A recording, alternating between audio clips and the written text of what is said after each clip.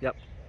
Okay, so here I am at Inspiration Lake near Disneyland, and I'm looking out for some of the plants that I have not already spoken about on the plant list, and this is one of them. This is Salix babylonica. Salix babylonica. This is a willow, weeping willow tree. Now, those of you who live and who have been further north in China will be quite familiar with this.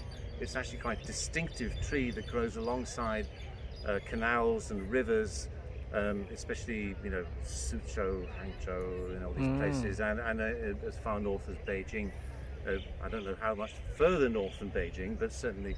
So it's more of a northern Chinese thing. Now, the reason it's on the list is actually because it doesn't grow very well in Hong Kong, but people keep asking for it.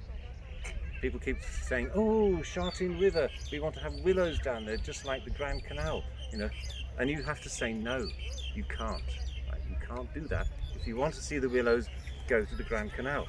Right?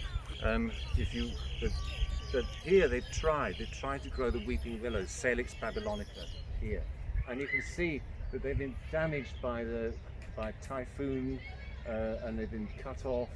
I mean, they're pretty disastrous, but they are valiantly trying to send out new shoots, and you can see that they're starting to weep down in this weeping willow fashion.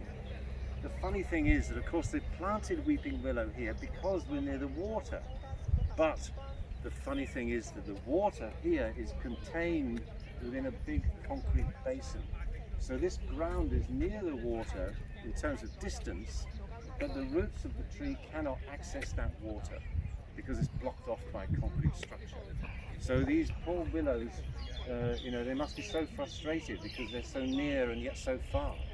They love to have their feet in the water, not in under the water, but they love to grow very close to the edge of the water, and that's what they've adapted to do. But these are near the water in terms of distance, but with the way that this lake is constructed, the roots cannot get to that water. So all in all, they're not doing very well. But since they're here, and there are lessons to be learnt from this species, that's why I've mentioned it. Salix babylonica. Can we have a quick look at the foliage, if I can reach any? Can I reach any? No, I can't really reach any, but we can just get a little bit closer. So this actually dying, yeah? This tree? Yeah. I don't. Yes, they're not. They're trying their best. And you can see the thin willowy leaves, the typical hanging branches of the willow.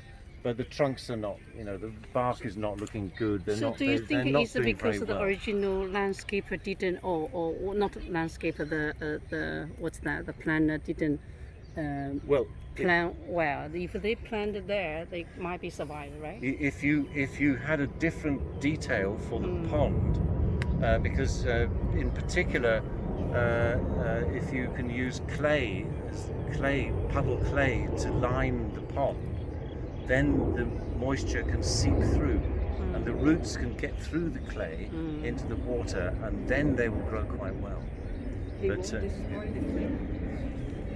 Well, the roots will go through the clay without actually stopping the waterproof quality of the clay, because they just go through very, very slowly.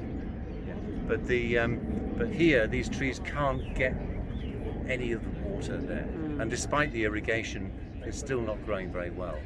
And it's certainly not typhoon tolerant. Anyway, Salix babylonica.